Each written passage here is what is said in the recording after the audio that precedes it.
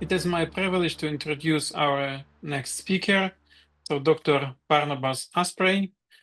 He is now Assistant Professor of Systematic Theology at St. Mary's Seminary at the University in Baltimore, United States of America. Dr. Aspray holds a PhD in Philosophy of Religion from Cambridge University, and he is the author of published dissertation, Paul Ricoeur at the Limits of Philosophy, God, Creation, and Evil, in 2022, and his current research project is on Christian responses to refugees and immigration. A co-authored interreligious monograph on the significance of religion for immigration policy will be published this year as part of Religion Matters series with Routledge. And the theme of his presentation today is very interesting, why Jesus was a refugee. I had the privilege to read the presentation, and I have found it very interesting and thought-provoking, and I hope you will have the same experience today. Please prepare your questions. You can write them in our chat box, and then we will ask Dr. Aspray to provide his responses. So Barnabas, the floor is yours. Thank you. Thank you very much, Roman. And I'm delighted to hear that you are a enthusiast for Levinas, and I look forward to having a bit more of a conversation about that later, because Ricoeur and Levinas were very good friends. They both were operative at the same time, but they also had some disagreements, very friendly disagreements, which we're going to have a look at a bit later on in this talk. And it's a really great honor to be able to talk with all of you here. I have an enormous amount of respect, quite apart from other feelings, towards Ukraine, and it's a huge honor to be able to share some of my own thoughts, which I have to say were not really developed with the Ukraine situation in mind, but I hope that you will find them to be applicable in some way. I shared with you the link to the book that will be published later this year. I'm delighted to say that it will be published open access, which means nobody will have to pay a penny for it. You can just download the PDF and read it. What I'm going to say in this talk will not really echo anything in that book. I'm going to draw largely on another article that I wrote for Modern Theology called Jesus Was a Refugee, Unpacking the Theological Implications. I also run a podcast, which I've run for several years now, and I just want to share a link to the series I did on refugees, which again was actually done before the sort of intensification of the Ukraine war in 2022. So it doesn't really talk about Ukraine, but it does interview a lot of really interesting people, experts on refugees or practitioners, and some refugees themselves, looking at how to think about these issues from a Christian point of view. I'll share some more resources later, but I just wanted to get started with those. I am a systematic theologian, and that means that I really enjoyed listening to Christopher Wright give his talk 2 days ago.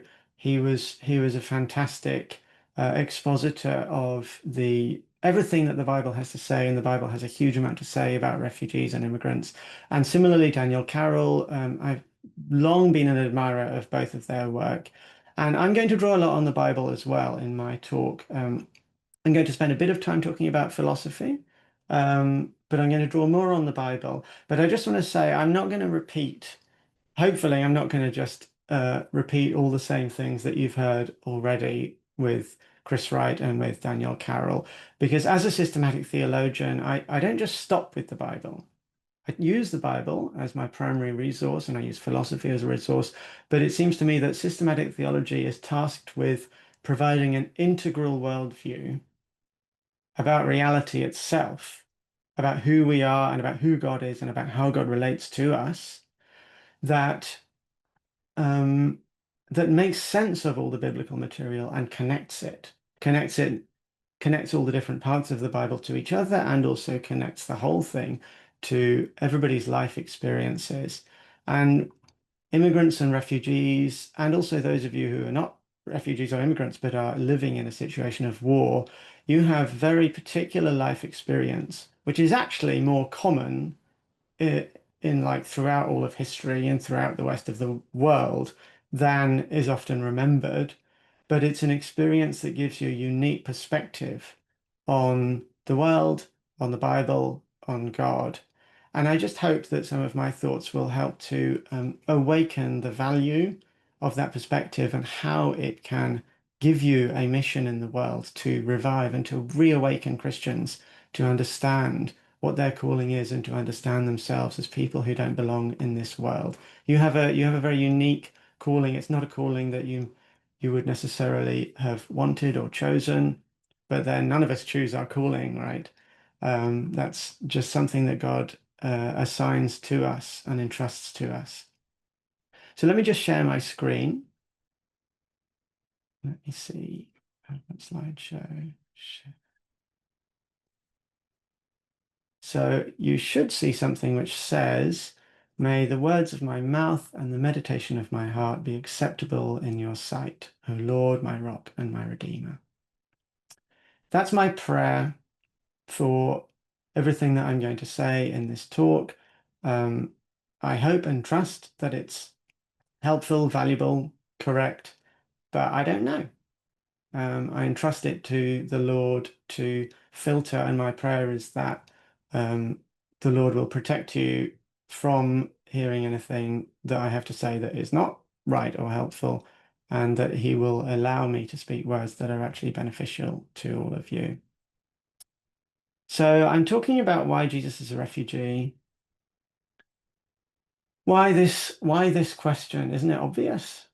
The thing is, I spent a long time reading material on how Christians should respond to refugees, primarily material written by non-refugees, people who were natives, living in their native country still, citizens or denizens, you might say the technical term. And almost every single one pointed out that Jesus was a refugee, or they would say the Holy Family were refugees or whatever. But then they stopped mentioning that. They didn't talk about it anymore. They just went on and started talking about other things. And I began to find that a little frustrating because it seemed as if they thought that it was self-evident why that was significant or why that was important or why that makes a difference to your life. I thought obviously there's some very surface level reasons that that's self-evident. Perhaps some of them point to the idea, oh, it helps us to identify more with refugees if we're not refugees ourselves, or it helps refugees to identify more with Jesus, things like that. But I felt that there was more to Jesus' displacement than just these surface level things that are self-evident. I felt that I wanted to go deeper and think, Jesus is God incarnate among us. Everything he did has deep and profound reasons for it. And as we'll see in a minute, I believe that Jesus' displacement was not an accident, something that might or might not have happened in the life of our Savior and Redeemer, any more than his death was an accident, It was something that was part of his calling as the Messiah. So let's start just by having a look at the key text which all of this springs from, and then we'll work through it in detail bit by bit. So it says, "An angel of the Lord appeared to Joseph in a dream and said, 'Rise, take the child and his mother and flee to Egypt, and remain there until I tell you, for Herod is about to search for the child to destroy him.' And he rose and took the child and his mother by night and departed to Egypt and remained there until the death of Herod. This was to fulfill what the Lord had spoken by the prophet, 'Out of Egypt I called my son.'" Now, you've already heard this passage talked about in several of your talks in this conference already. So I'm gonna go relatively fast over this next bit because you're quite familiar with it. But I basically just want to push a little bit deeper and think about what this passage is really saying. Why, in other words, was Jesus a refugee? There's a superficial answer.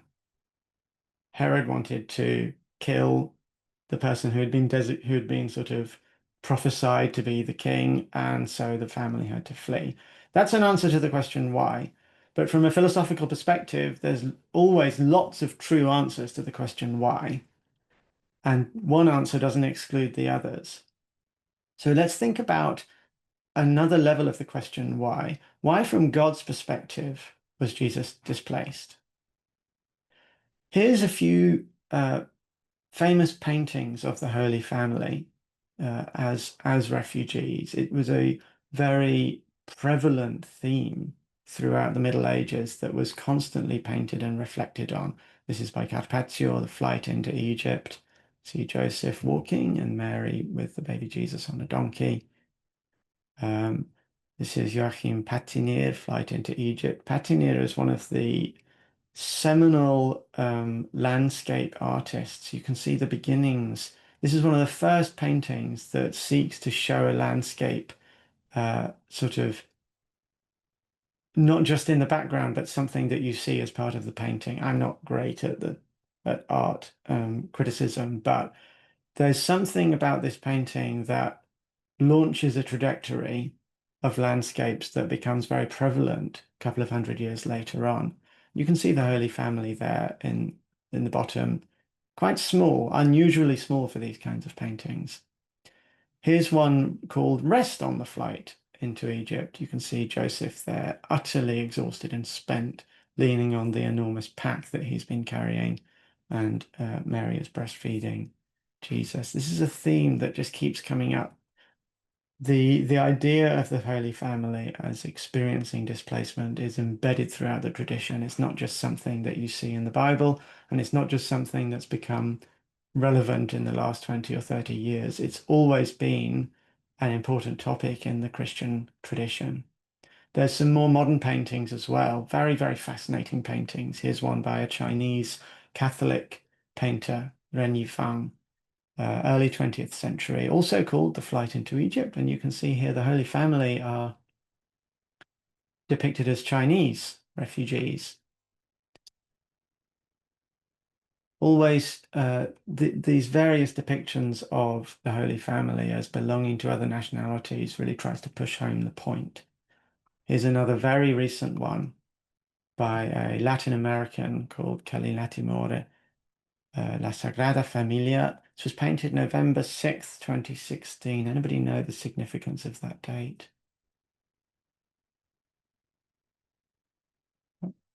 She can't see the chat right now.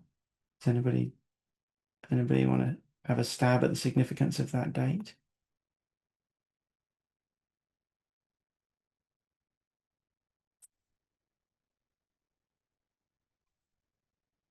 Can't get the chat to be. No, nobody. Okay, that is the day after Donald Trump was elected president of the United States. That's right. Yeah, somebody's put it in there.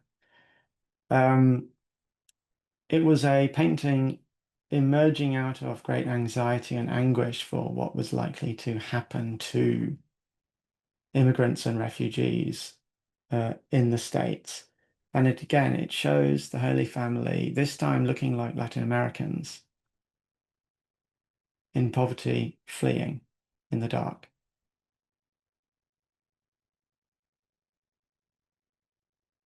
Now, let's move on to talk about the most uncontroversial reason for Jesus's displacement.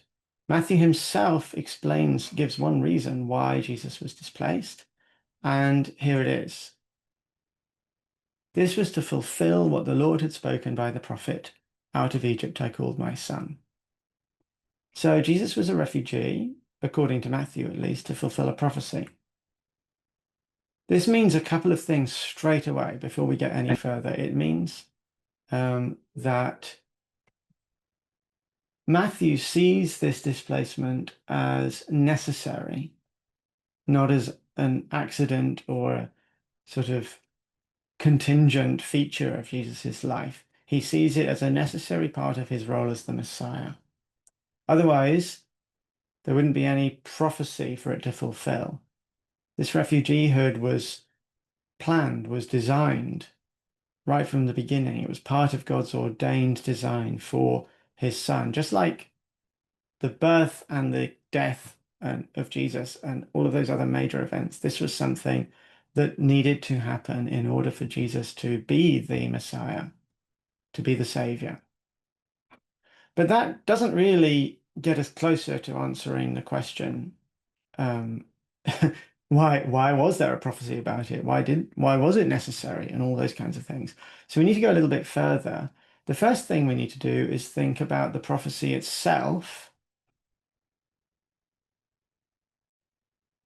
Hosea 11, 1-2 says, when Israel was a child, I loved him, and out of Egypt I called my son. The more they were called, the more they went away. They kept sacrificing to the Baals and burning offerings to idols. Is that a prophecy? It doesn't have the normal features that are associated with most other messianic prophecies. Namely, it doesn't have the future tense, right? It seems to be recounting something that happened in the past, not predicting something that happened that's going to happen in the future. So why does Matthew quote this and say that Jesus' flight into Egypt fulfills it? Anybody know the answer to this? Has anybody studied this before? Why does Matthew treat this as a prophecy when in the context it's actually just a retelling of Israel's past? Oh yeah, Jesus represents Israel. That's a very good one. Great. I don't know if you've heard some of this already from some of the other speakers, but indeed, there's a theology here called the theology of recapitulation. Means that Jesus had to fulfill key moments in Israel's history because he wanted to show himself as the representative of all of Israel. Yeah, there's some good answers coming through in the chat now. Matthew uses types as a means to show theological actions. It's a typological prophecy. That's right. So Israel was displaced from Egypt. Israel fled Egypt to flee slavery and oppression. And so Egypt features prominently in Israel's story, as does displacement. In fact, we're going to think later about how basically all of the key moments in Israel's history are displacement moments. But for now, all we need to notice here is that in order to recapitulate all of the essential moments in Israel's story, Jesus needed to experience displacement. Of course, Jesus didn't flee from Egypt, he fled to Egypt. I don't have time here to talk about the significance of that reversal, but if you look into some of the biblical scholarship behind this, you'll find some very, very fascinating insights about not only about what makes Jesus' situation similar to the Israelites, but also about what makes it different. In this case, all we need to say is Jesus was displaced in order to fulfill his role as the true and faithful representative of Israel who were also displaced. That's the first reason I want to give. I'm going to give 4 reasons in total, and this is the first. He had to fulfill his role as a representative of Israel. Second reason, Jesus was displaced as a sign of continuity with Abraham in particular, the founder of the people of God, who was also displaced. Now, you've looked at this passage already a couple of times, so I don't want to spend too much time on this. All I will say here is that Abraham is the founder not just of Christianity, but also of Judaism and also of Islam. That's why those 3 religions are called Abrahamic faiths. And there's a interreligious point here to be made, a point of commonality between these 3 Abrahamic faiths. They all look to Abraham as their source and as their founder. And Abraham was a refugee. He was a migrant, first of all, as you see at the beginning, and then he later on experienced displacement. I mean, both Chris Wright and Danny Carroll covered this in quite a lot of detail, so I'm not going to spend too much time on it. All I would say is that displacement is not just a matter of origins, something that then the people can forget when they've acquired a land and have geographical stability and can settle down and forget about the worries of the world. When Israel was entrusted with the promised land, God made a point of reminding them again and again that they were supposed to live in it as though they were still displaced people, in continuity with their founder Abraham. They were to remember their displacement and to be grateful to be granted use of a territory that's not their own. And Chris Wright covered this a little bit. Chris Wright pointed out this verse in Leviticus 25. The land shall not be sold in perpetuity, for the land is mine. You are still strangers and sojourners with me. This has huge implications for the way every citizen of any country today is to think about their rights on their own land. And we'll go into some of those implications nearer the end.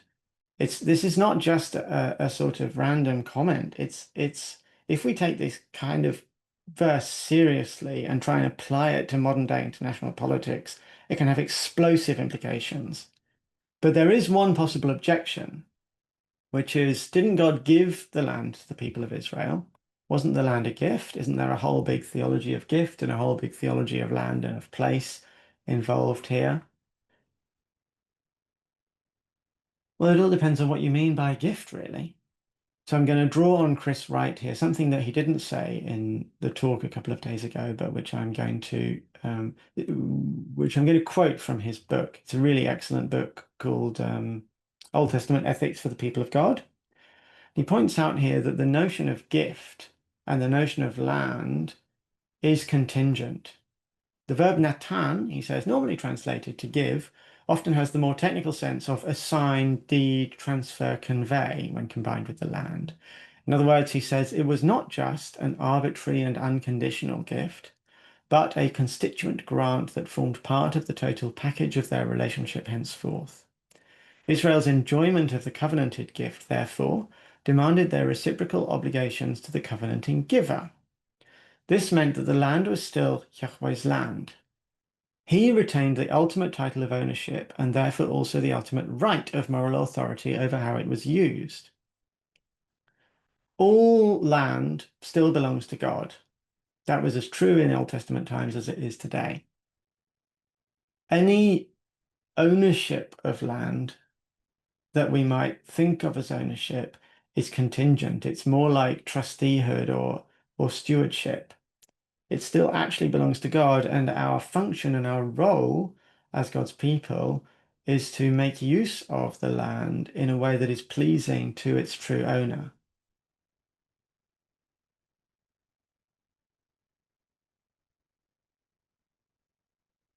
So it's thus embedded in the very heart of God's law and of the reality that he is disclosing to them, that the people of God are to think of themselves as displaced, even when they're not physically displaced, even when they're actually living in a land that they call their own. Thus, everywhere in the Old Testament, from Abraham to Exodus to Promised Land to exile, God's people are always displaced. And so from a Christological perspective, a Jesus-focused perspective, we might say that by experiencing displacement in his own person, Jesus highlighted displacement as a point of continuity between the Old Testament and the New Testament. All Abrahamic faiths, Christians included, are not supposed to think of themselves as owning land or to think of themselves as being fully at home anywhere on earth. And this point is, we're going to double down on this point in just a second. Because all human beings are refugees, not just all members of the people of God, that is, all human beings. And again, this was mentioned right at the beginning of your conference. The first refugees were Adam and Eve. The second Adam is the trope that I want to draw on here. Again, very typological, but if we think of Adam and Eve as the representatives of all humanity, the parents of all humanity, whatever is true of Adam and Eve is therefore true of every human being in their natural state. We can think of it, this is a theological point, right? It goes far beyond just biblical exegesis. From a systematic theological perspective, we say that we are inheritors of the nature of Adam and Eve, but not just their good nature that they were created with, also their damaged nature, the original sin. Adam and Eve sinned and corrupted their nature, and humanity inherits that. Adam and Eve brought upon themselves the curse of death. That's why we still die today. It says that in 1 Corinthians 15:22, for example. So therefore, if Adam and Eve are displaced, are exiled, it means that all humanity, like Adam and Eve, is in a state of exile from the Garden of Eden. Human beings are born into a state of being displaced from our true home, which is the Garden of Eden, from our origin perspective, and the kingdom of God or heaven from a eschatological perspective. We all long for the home we have never known, and we all, if we're honest with ourselves, feel ill at ease in this world. So there's your third point. Jesus, as the second Adam, experienced displacement like the first Adam, so as to share in the condition of all human beings. This is the second reason, no, the third reason, sorry, Jesus was a refugee. Finally, Jesus was displaced because the church is called to refugeehood. Chris Wright and Danny Carroll, I think, pointed to these verses as well. The first letter of the Apostle Peter addresses the church as the exiles, or perhaps you might even say the refugees of the dispersion. And from a canonical perspective, Peter is not only addressing the churches in Asia Minor, but he's addressing the entire Christian church in all times and in all places. This is the very first descriptor Peter uses in his letter. It sets the agenda for his entire letter. You have to read his whole letter in light of this designation of the addressees as refugees. This is how you are to read everything that I'm saying to you. That's Peter's point. I urge you as aliens and exiles in the world. So in other words, Jesus' refugeehood doesn't just point typologically backwards to the fulfillment of Old Testament covenants. It also points forward as a model of the community he founded and which shares in his life. There's a theology of baptism here. When a person is baptized, they are disconnected from the ancestry of the first Adam and connected instead to the ancestry of the second Adam. This is proved in a number of different Bible verses. They die to the old self and its ways, and they rise again to a new self. But in spite of this dramatic change, the status of being a refugee is not something that changes. Christians are not meant to be those who are most at home in the world. On the contrary, before becoming Christians, we might have had the illusion of feeling at home. If we're privileged enough not to be physically displaced, but to live in the home, in the country that we were born in and grew up in, it's easy to forget and to actually think that we're at home in the world, get comfortable, get lazy. Baptism is meant to be a sharp wake-up call, a reminder that our original created status is not to belong in this world of sin. And we are given a new redeemed status. We're given a new passport. We're now citizens of heaven. Now, I don't have time here to ward off a lot of the criticisms that might come from enthusiasts for N.T. Wright and various other of that kind of theology here. All I want to say here is that I don't disagree with what N.T. Wright has to say about us not all escaping to heaven and all of that kind of thing. I think that everything I'm saying here stands in continuity with that, but we are a colony of heaven, as it were. We still don't actually belong on earth, not while it's in the state that it's in. But you see, it's not just the Bible where you see this idea that the church is called to displacement. The early church very much remembered and held on to these ideas. So let's have a look at the starts of some of the other letters that were written by the post-apostolic. Is that what they're called? The apostolic fathers or something like that. I forget what they're called.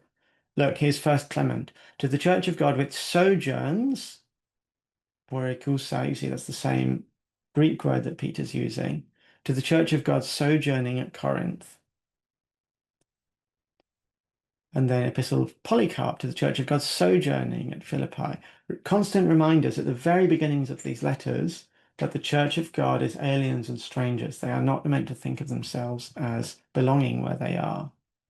Martyrdom of Polycarp to the Holy Catholic Church of resident aliens everywhere. Or my favorite one, the epistle to Diognetus, for those of you who are into this kind of sort of post-New Testament period. It's one of the most powerful and beautiful letters written shortly after the New Testament. He says, Christians dwell in their own countries, but simply as sojourners. Again, same Greek word there. As citizens, they share in all things with others and yet endure all things as if foreigners. Xenoi. Every foreign land is to them as their native country, and every land of their birth as a land of strangers.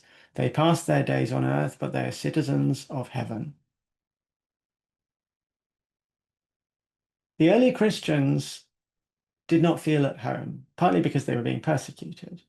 It's the thing, persecution or living in a situation of war or living in a situation of displacement actually reminds you of things that every Christian is supposed to know deep down anyway. The early Christians longed for the eschaton, when heaven and earth would be united and they would finally reach their true home. This longing implies not being comfortable or happy where they are. Hence, exile is a more accurate and appropriate term than just being a migrant. So Jesus, as the founder of the church, experienced displacement and thereby set an example to his followers that they understand themselves rightly when they understand themselves as displaced. That's our final reason Jesus was a refugee. Now, I'm not done with this talk. This is all the setup, the sort of foundational theological background to what I now want to say, which is a little bit more about the application or the implications for how we think about ourselves today. Not just how we think, but how we act, whoever we are, whether we're citizens, whether we're displaced, whether we're whatever situation we're in. We start off by thinking of ourselves this way. What happens? What happens if we unpack the significance of this for contemporary international politics? So Jesus' refugeehood points to three dimensions of human's existence: the exile of all humanity from the Garden of Eden, the permanent displacement of God's people, more precisely the heavenly citizenship and earthly displacement of the church. But so what? There are lots of ways that this theology can be misused. I want to start by saying that. And I want to start by warning against three ways that this kind of theology might be wrongly applied or abused, okay? And I get these ideas from a very, very interesting book called Aliens and Sojourners, Self as Other in Early Christianity. And we're going to talk very, very soon about this idea of the self and the other and how the theology that I've unpacked transforms our understanding of selfhood and otherness. So this book observes that thinking of oneself as not belonging, as a stranger, as an alien, and self-designation as foreign, he calls it, has been and continues to be used as a political strategy in various different places around the world. It's used in America to facilitate separation and non-identification with the American people and the American government. Sometimes this can be twisted into a persecution complex or seeing oneself as the beleaguered underdog, which Christians in America for a long time have done. We're the the unfortunate persecuted minority, when actually they're not really a persecuted minority at all. But this theology can be used to reinforce that feeling that we're the ones who are under attack, we're the ones whose values are being eroded, we're the ones who don't have any power, when actually they have tons and tons of power. So that's one potential for abuse.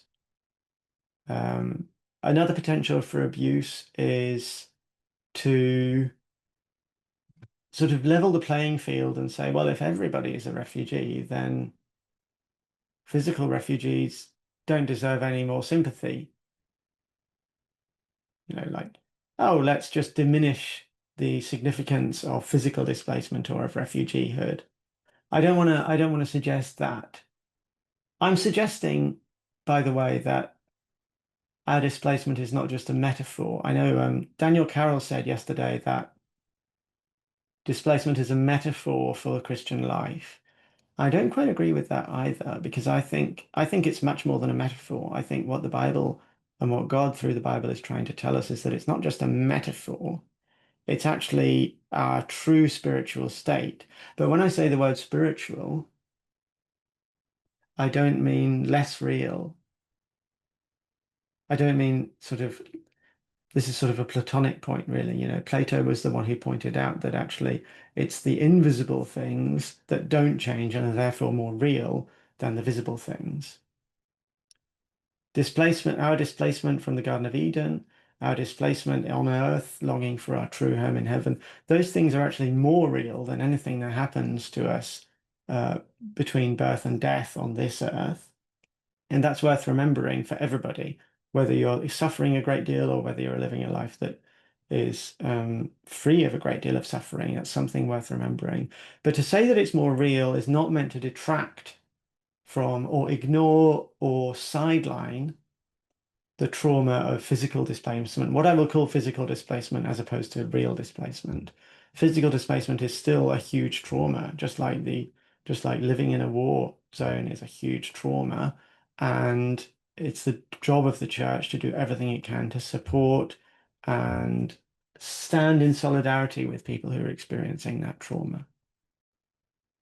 But finally, there's one other way that that's self-designation as foreign could be abused, which is the opposite, is to sort of romanticize the experience of refugees and say, oh, being a refugee must be so, such a powerful thing. It must be so wonderful. It must be refugees are just automatically superior to everybody else. And of course, I mean, that might be a bit silly, but I do sometimes see that happening in some of the Western circles. A refugee is sort of put on a pedestal instead of thought of as just the same as everybody else from a spiritual point of view. So, three things that Jesus refugeehood and its application does not mean, three ways not to use it. Now let's turn to look at two ways that I think it can be appropriately used. Now, this is where we start to talk about otherness. I suggest that self-designation of refugeehood breaks down conceptions of otherness and replaces them with a recognition of sameness. In other words, refugees and citizens no longer need to think of each other, to other each other, to think of themselves as on different sides. We're us over here, you over there. Rather, it allows us to see that what we have in common is far more significant and lasting than what separates us. Why is there so much hostility towards refugees and asylum seekers today, especially in wealthy countries? What motivates this? Why are Western nations closing their borders to all these people in desperate need? Why are they spending billions actually keeping them away, putting up walls, which could have been spent actually to just welcome them? Where does all of this hostility come from? It seems to me that there's a very clear answer to this. Hostility to strangers can only come from people who feel that they belong where they are, that their home, their culture, their livelihood is under threat. In other words, it comes from people who have something to lose: comfort, security, wealth, a sense of being at home. It comes from people, in other words, who have turned the created good of home into an idol and thus don't want to let go of that idol when it feels like that idol is under threat. People who do not think of themselves as foreigners and exiles in the world are the kinds of people who will be hostile towards those who are. But you see, you can't undo that kind of hostility as long as refugees are seen as other. But reflection on the permanent displacement of God's people, might be what is needed to catalyze a new way of looking at refugees. It might transform our way of looking at refugees, because refugees are not other. They're the same. It's our common humanity that is at stake here. Now, here's where I would welcome any possible disagreement coming from the Roman at the end, but if you can wait until I've finished, I'd very much appreciate that. But I'm going to be a little bit critical of Levinas in what follows. You see, we've got two different concepts of the other. I know you did a whole conference on otherness in 2022, which was amazing, and you had some really amazing speakers in that conference. And I don't know if what I'm going to say here came up in that conference, but the way I look at the development of the concept of otherness and the discourse on otherness, not only in philosophy, but in the humanities more broadly, is that there are sort of two contradictory threads here. There's a thread which says, and this thread comes from Edward Said and trying to remember the names of some of the other key people, but my mind's blanking. The idea of othering as something that is wrong, that you shouldn't other people. Othering is a morally reprehensible act, which means exclusion. You're excluding somebody else from your own group, your own interests, your concerns. So to other is to discriminate. Othering is a sin, basically, in Christian language, although they wouldn't all of them use that language. On this reading, there ought to be no other. One scholar says that hope is that those who have been conceptualized as other will move to populate the center, and the very concept of other will eventually cease to exist. That's what one scholar says. But this tradition is not the only way of talking about the other. There's a completely other way of talking about the other that comes from Levinas. And I know he's written a lot of things since Totality and Infinity, and I know his thought on otherness has been radicalized and developed a lot since Totality and Infinity. But I don't think that what I have to say is only applicable to Totality and Infinity, but it's applicable to him more generally. You see, for Levinas, it's quite the opposite. The sin is not to other somebody, it's to treat them as the same. It's the otherness of the other that places an ethical demand on our behavior. You know, Levinas begins this book by talking about the ontology of war, which is basically an attempt to squeeze the other into the mold of the same. I treat other people as if they were just like me, and thus I force them to be like me. I try and impose my standards, my will, my way of looking at the world on everybody else, and I don't respect the otherness of the other. And on this reading, Levinas wouldn't at all agree with the idea that there ought to be no other, or that the other concept of the other should cease to exist. For Levinas, it's quite the opposite. Everyone ought to remain other. The sin here is to deny their otherness. Now, I'm going to suggest, because I'm a Ricoeurian, I'm going to suggest that we find a great mediation of these two positions in the philosophy of Paul Ricoeur, especially this book, Oneself as Another, which I highly recommend. It was his Gifford Lectures that he gave in 1986, just weeks before his own son committed suicide, and he was forced to confront some of these ideas in a new form when he actually turned to write up the Gifford Lectures into this book. You see, Ricoeur talks about Levinas in this book, and he agrees in some ways. Otherness must be respected as other and not squeezed into the mold of the same. That is to say, we should not project our own desires and interests onto those different from us or force them to behave like us. To recognize the otherness of the other enlarges the self's horizon. That's the way Ricoeur talks about these things. A closed ontology absorbs the other into the self, and that does violence to the other, and an ever-increasing solipsism. This is what sin looks like. It's the self curved in on itself. That's Luther's terminology, right? But Ricoeur also disagrees with Levinas to a certain extent, because he says there is no basis for the ethical injunction to respect the other without a prior recognition of sameness. You see, it's because the other is a human being like me that they have a right to my respect, even my respect of their otherness. So Ricoeur says, Who is hostage to the other, if not a same? Without an underlying sameness, there could not only be no grounding for an ethical injunction, but also no ability to know what practical action the ethical imperative cashes out as. Why assume that violence to the other is bad? What if the other actually wants me to be violent towards them? Isn't that to project my own views on the other? Only by seeing ourselves as more fundamentally like them, or seeing them as more fundamentally like us, are we capable of any meaningful ethical action. This is the way Ricoeur looks at it. That's why the book is called Oneself as Another.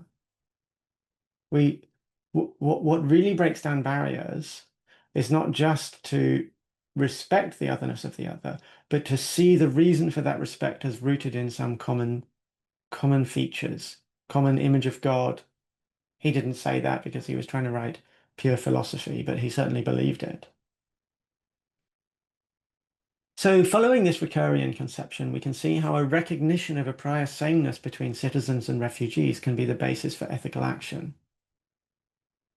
This is also underscored by another continental philosopher, Julia Kristeva, who wrote a really fascinating book called Strangers to Ourselves, where she tries to trace the concept of the stranger throughout history and do some psychoanalytic reflection on it, sort of a Freudian, Lacanian psychoanalytic reflection. She says, "The foreigner is within me, hence we are all foreigners." And then she says, "The foreigner disappears when we all acknowledge ourselves as foreigners, unamenable to bonds and communities." So if we all recognize that we are foreigners, then there are no foreigners anymore.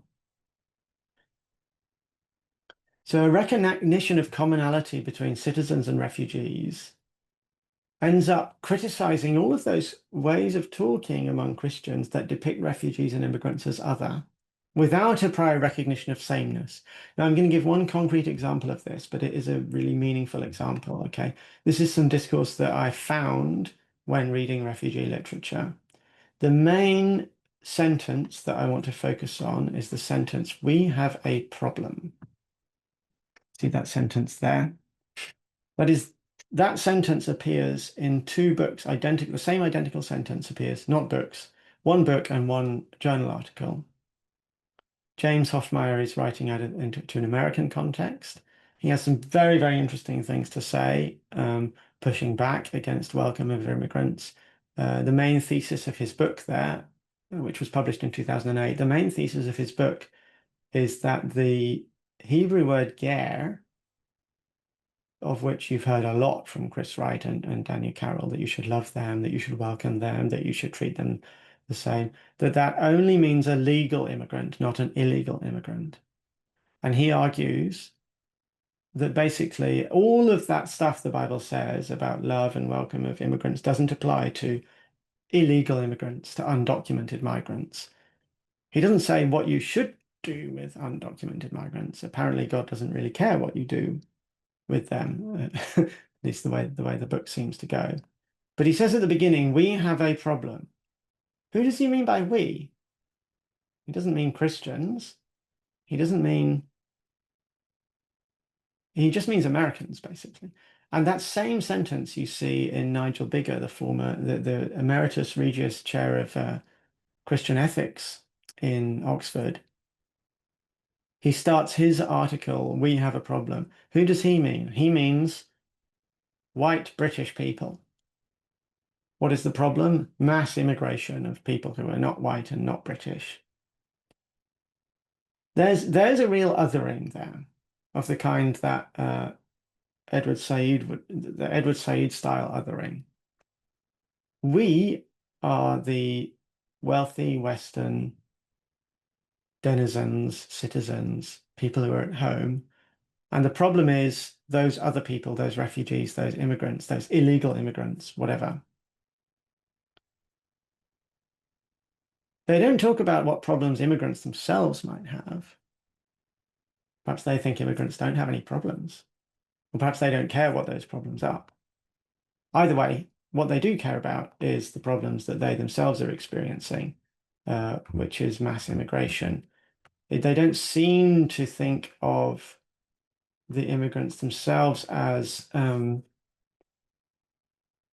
problem that we all need to solve together.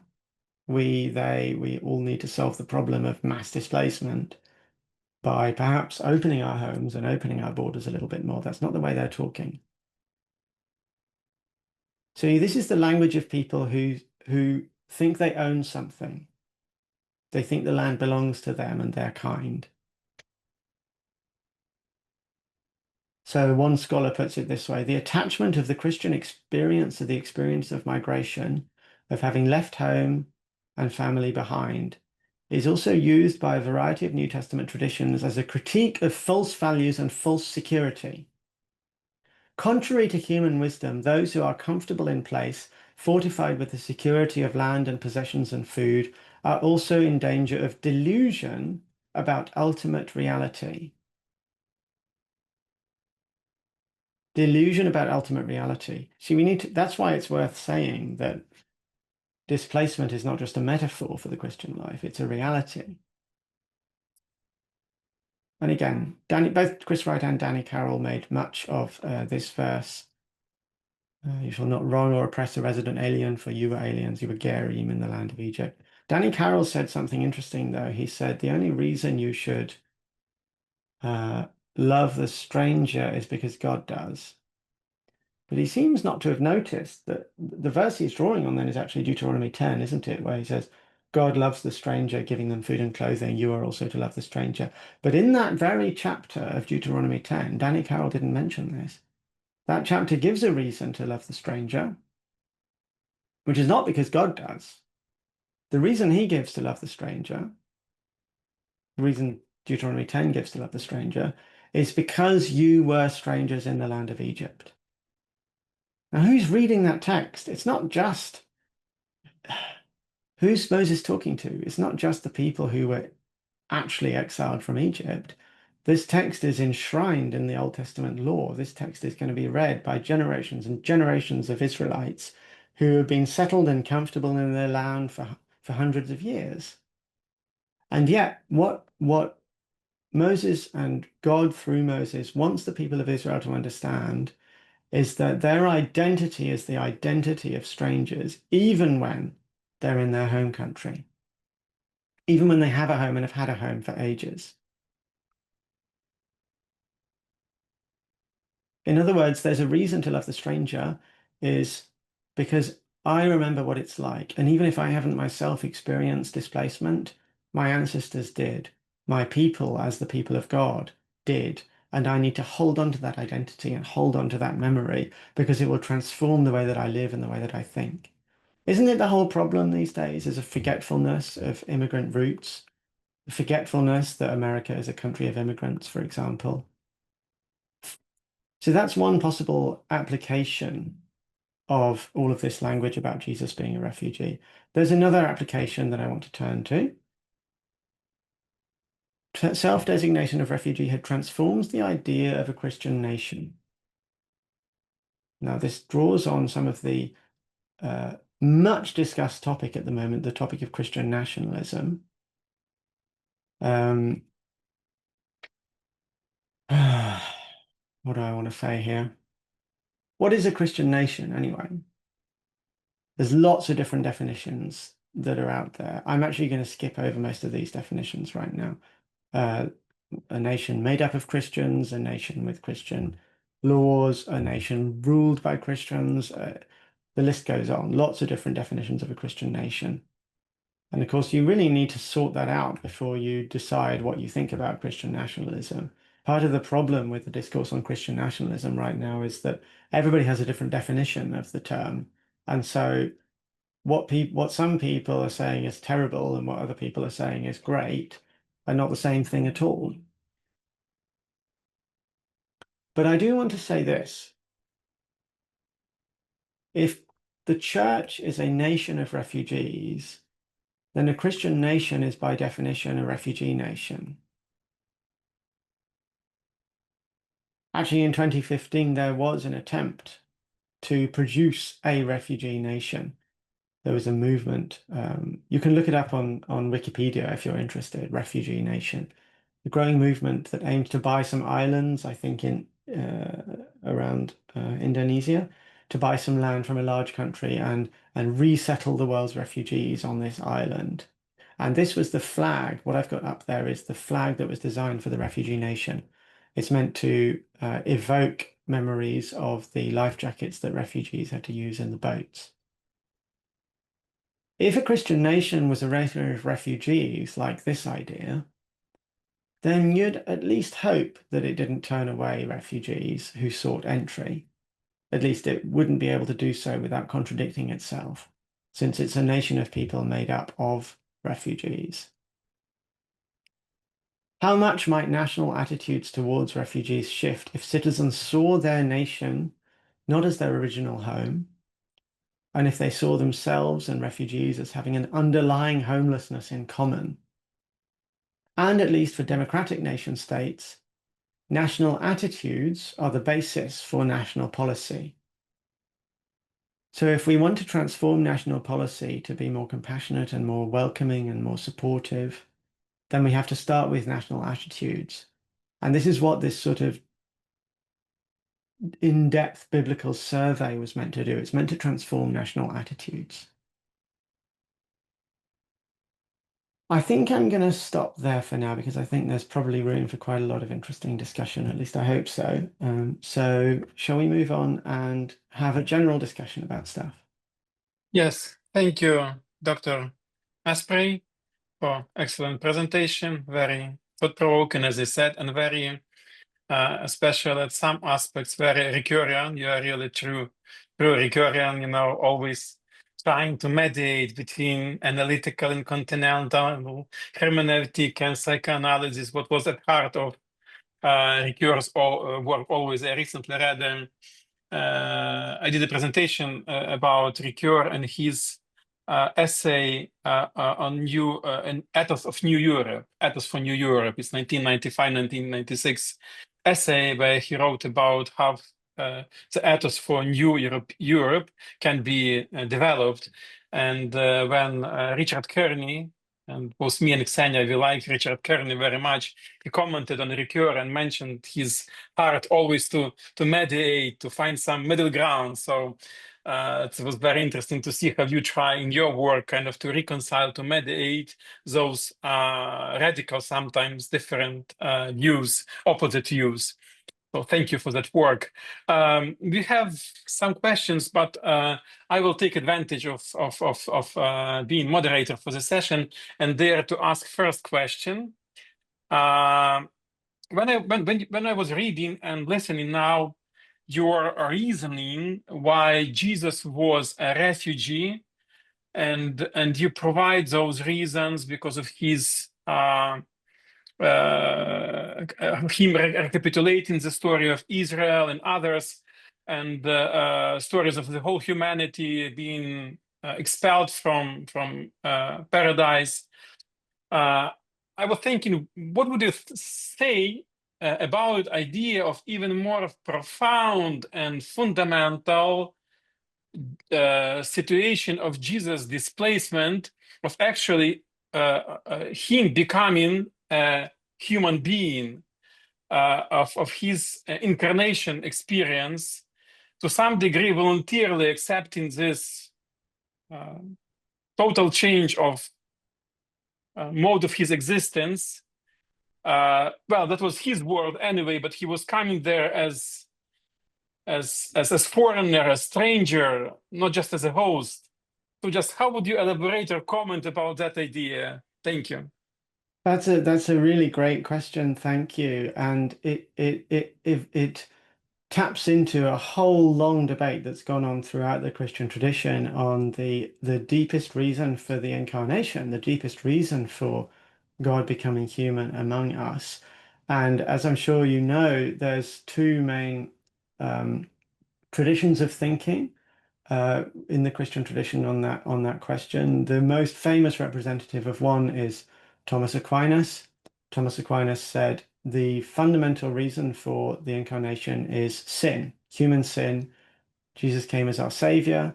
So therefore, then I think you would be right, Roman, from a Thomist perspective, the incarnation was itself the ultimate displacement, because it was God entering this sinful world and their suffering.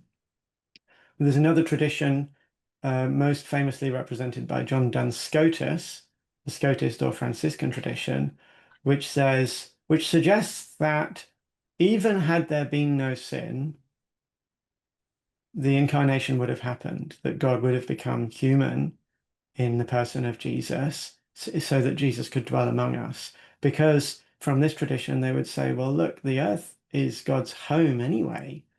God's not coming to a foreign land when he comes to earth. God created the earth. It belongs to him. So from the Scotist or Franciscan tradition, they would not say that the incarnation is itself a displacement. I'm not going to say which of those two positions I favor right now, but all I just want to point to is that your question is answered very differently depending on which view you have of the incarnation in the first place. Okay, thank you. Let's now move on to the questions of our participants. Our colleague from Latvia, from Latvian Bible Center, Christina Eze, asked a question, and we have some comments, so I'll kind of read it for you. The question is, could you please comment on Paul in Acts 17:26, God appointing times and boundaries for the nations, and the idea of alliance and refugeehood here on the earth. And then some comments from other participants. So this verse, translated, says, I have heard personally many times from many Russian evangelical pastors who, why, and they say, those Russian pastors, why should not object what Putin in Russia does? Because it is God who appoints the times and borders. We just need to obey God and follow Roman 13. And another comment, true, sad but true. It's a manipulative in nature, but those Russians who has ears to hear, they know what's going on. So how would you comment this text in relations, well, to our context and maybe to some other contexts? Thank you. That's a really, really great question. And I know that this verse has been part of disputes across the various different Christian places in the world, not only Russia and Ukraine, but also in America, this verse is used. The verse that's often paired with it is Deuteronomy 32, verse 8, when it says, when the Most High apportioned the nations, when he divided humankind, he fixed the boundaries of the peoples according to the number of the gods. And now I've got a whole section in my forthcoming book on these two verses.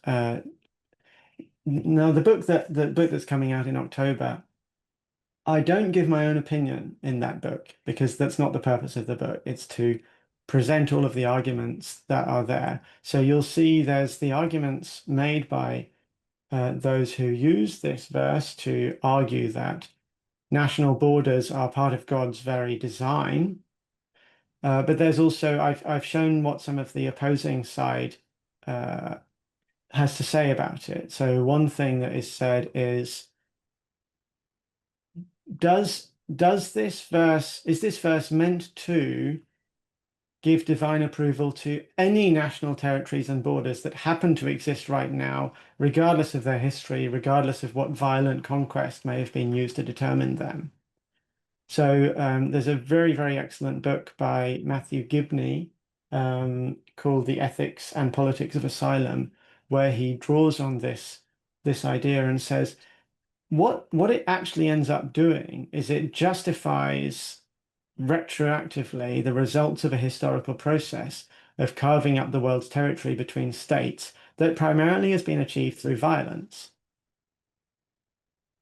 In other words, it recognizes as valid a nation's right to its de facto territorial holdings, however it's come by them, as long as these controlled holdings have been around long enough for the world to get used to it. So America, for example, just justifies its own borders by this, and saying, well, whatever borders we have must be divinely appointed, so don't change them. But of course, that ignores the fact that America got those borders by eliminating almost an entire people group who lived in that country before, and it ignores the idea that that might not have been what God wanted done in the first place. So when it says that God appointed borders, what is it actually trying to say? Well, what it's trying to say is that God is the one who owns everything, and everything that happens is in fact at least permitted by God. That doesn't mean that God approves of it. This taps into the whole relationship between free will and predestination, and the role of sin, and how God uses sin to bring about his own purposes, and this kind of thing. All I would say though is that just because something happens to be this way right now doesn't mean that God approves of how it came about. I think that's all we need to say for now. But if you want to continue that conversation, then do ask the question again or something. Thank you. Another question that we have is related to guidelines. What are the safety guidelines for believers as refugees among false brothers, according to Paul's 2 Corinthians 11:26 experience? So what does false brothers mean? False brothers. False brothers. Sorry. Yes, Okay. yeah. False brother. It's a place where Paul describes his travels and dangers, and how sometimes he was in danger among false brothers.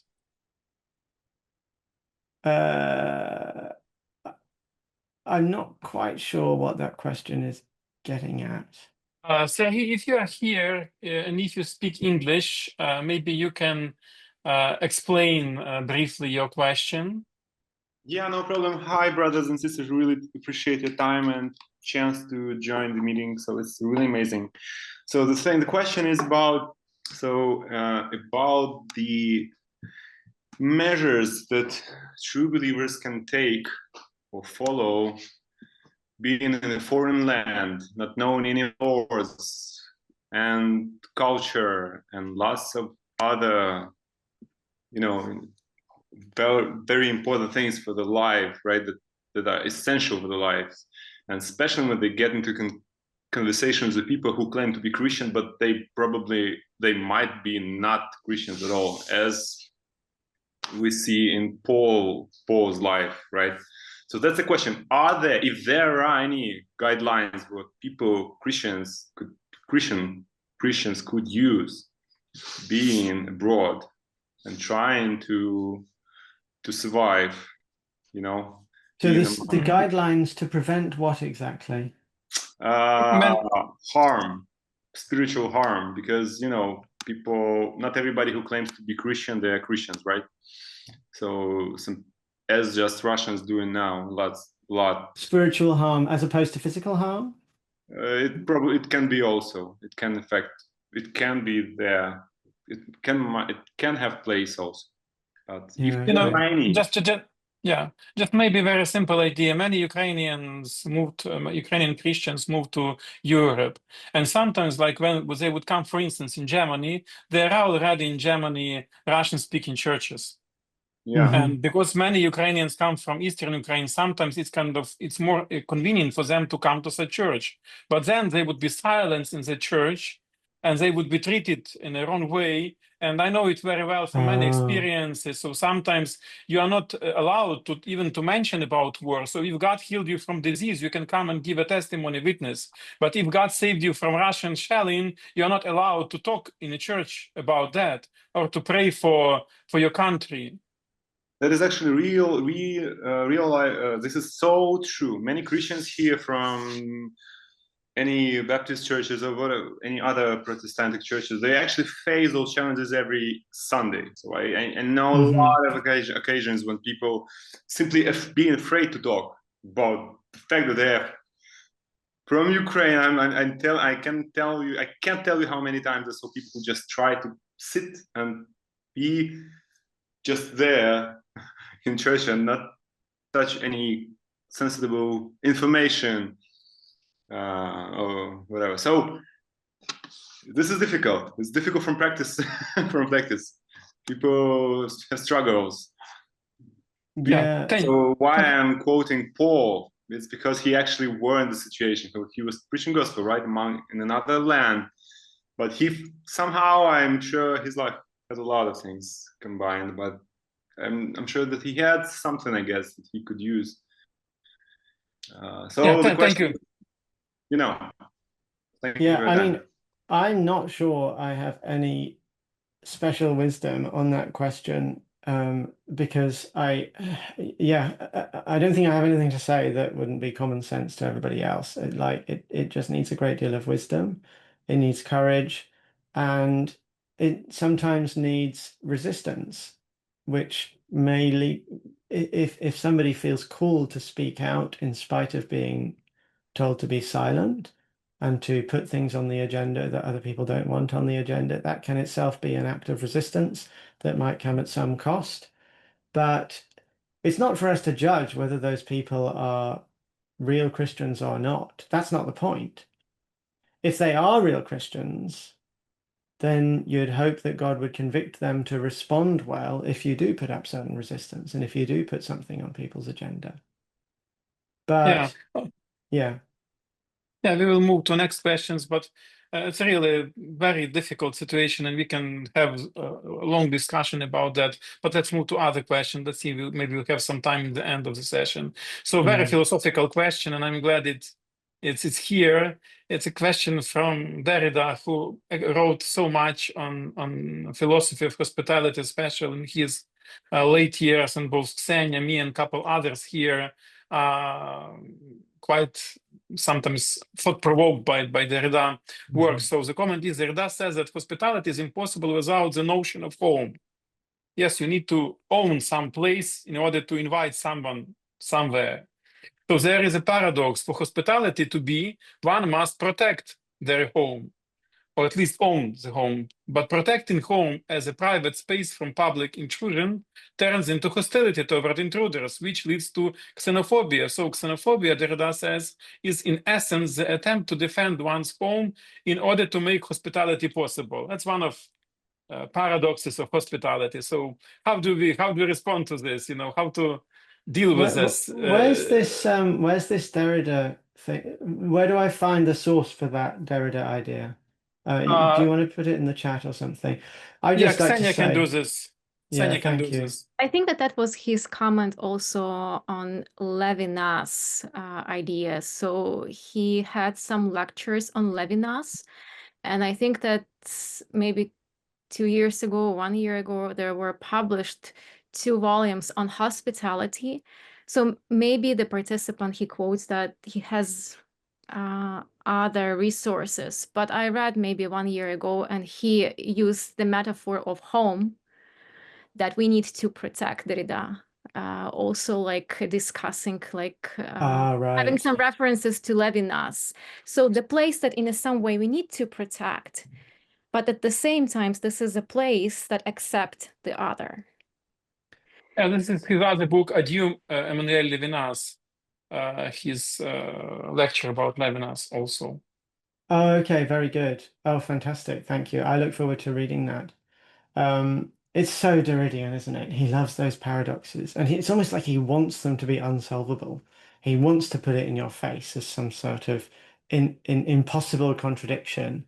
And I sometimes feel like I appreciate his way of sort of pushing you to think harder and pushing you, but I sometimes feel like he's just trying to upset you sometimes for no clear reason. Like it's not an unsolvable paradox here. It's really quite simple. You protect your home from people who would harm those inside it, because they wouldn't actually follow the basic principles that a guest needs to follow. Hospitality goes both ways.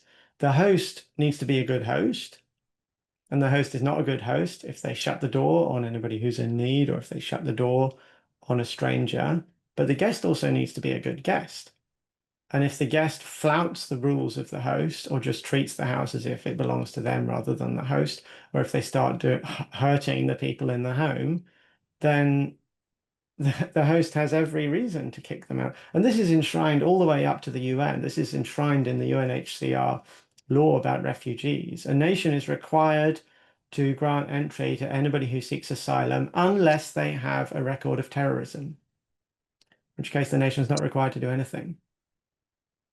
Let's pretend that I'm Derrida. Derrida would say, well, if your hospitality requires any kind of identification of the person and has any conditions, it's not hospitality anymore. But I'm not Derrida, so let's move to other question. Yeah, I mean, So, he also says the gift is impossible and the perfect gift is yeah, impossible. And he everything just is says, possible. Yeah, gift, yeah, forgiveness, hospitality, friendship. It's the only way it's to be possible is to be impossible. yeah. Okay, Levi Ben Abraham asked the question, what about the case around the globe now with problem of Muslim refugees and their aggressive and intolerant behavior toward the native inhabitants of the countries that receive them? It is dangerous to generalize refugee situations. We have to be wise. They were legal immigrants, but their behavior is deplorable. All right, now we're getting into the real meat of it, huh? Yeah, and there are some comments. If you want me, I can read. They think the land belongs. Oh no, okay, probably it's different comments. So okay, let's talk about those. That question of Yeah, okay. I mean, Muslim refugees. this is really getting to the practical core of some of these problems, isn't it? The thing is,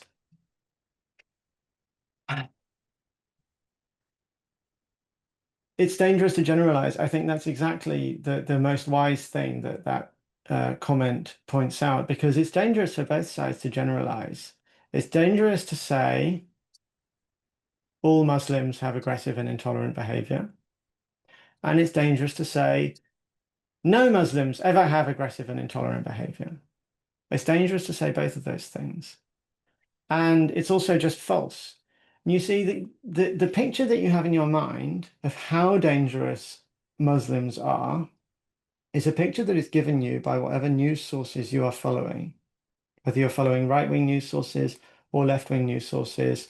Each news source tries to give you an image. One tries to give you an image of Muslims as this terrible threat to democracy and to community and to Christian heritage and Judeo-Christian values. And the other side tries to give you this idea of Muslims as all these helpless victims who deserve your pity and your compassion. And both of those pictures only do justice to a tiny, tiny fraction of the reality of everything that's really going on.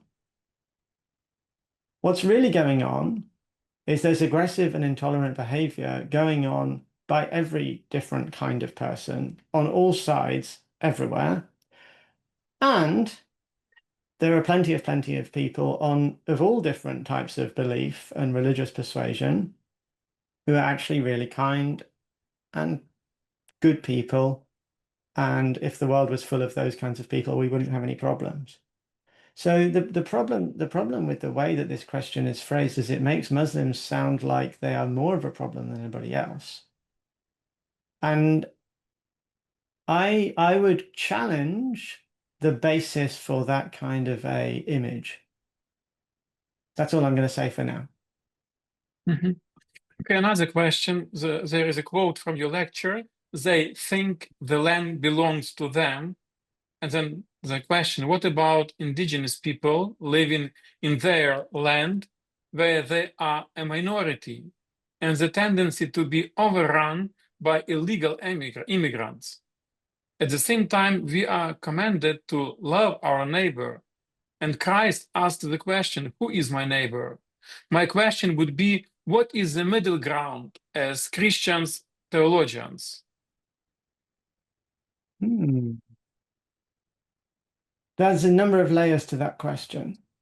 In fact, the language of welcome the foreigner, welcome the stranger, all of those biblical verses that people on the left, including myself, love to use now, they were used by the colonial powers when they invaded the nations in Africa and South America, and even before that in North America.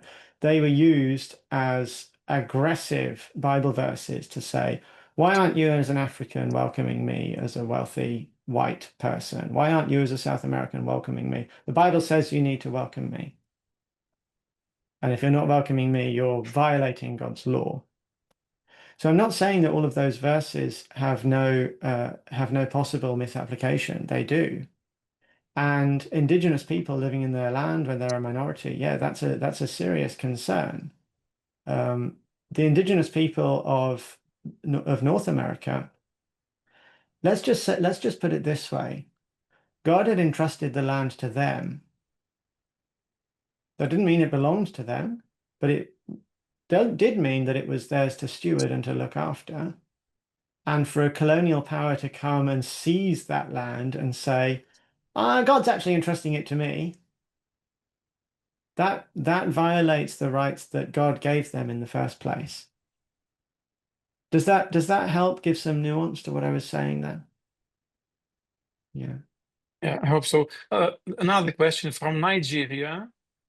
In Nigeria, the case of insurgency and banditry has displaced a lot Christians. Can this be part of their destiny as displaced Christian nation? Quite a bitter question. Quite a bitter question, you say? Yes, I think it's a hard experience to be displaced because of such things from your land, and then look for your identity.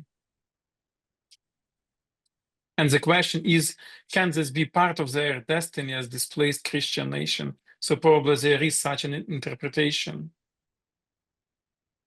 I think everything hangs on what that person means by the word destiny and what is implied by that word, whether it means that this is something that God wanted right from the start, that God planned, that they just need to accept, or whether it means rather that given the evil and suffering and sin that takes place in the world, how can you turn that around and use your experiences of suffering to serve others and to help others?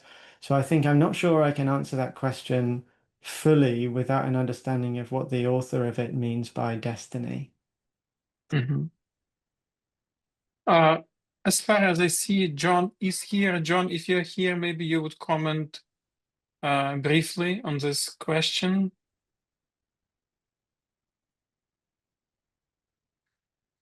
Okay, let's move on. Another complicated question. Does the Bible advocate for free frontiers or borders? Does the Bible set clear differences between legal and illegal refugees and the way we should treat them?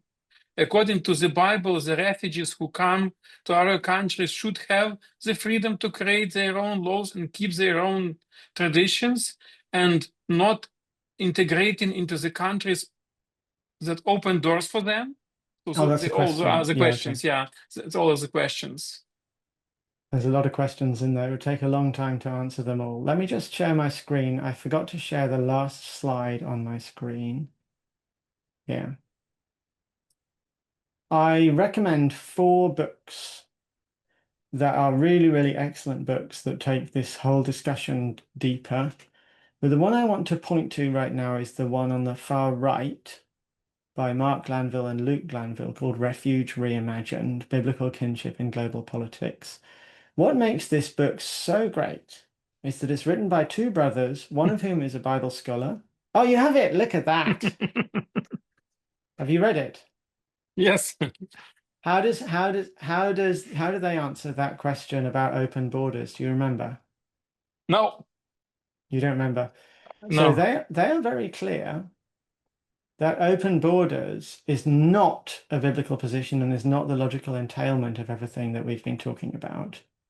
And their reason for that is very, very simple, that open borders would actually do great harm to the poorest nations, because it would allow the wealthy nations to come in and do whatever they want in those poor nations.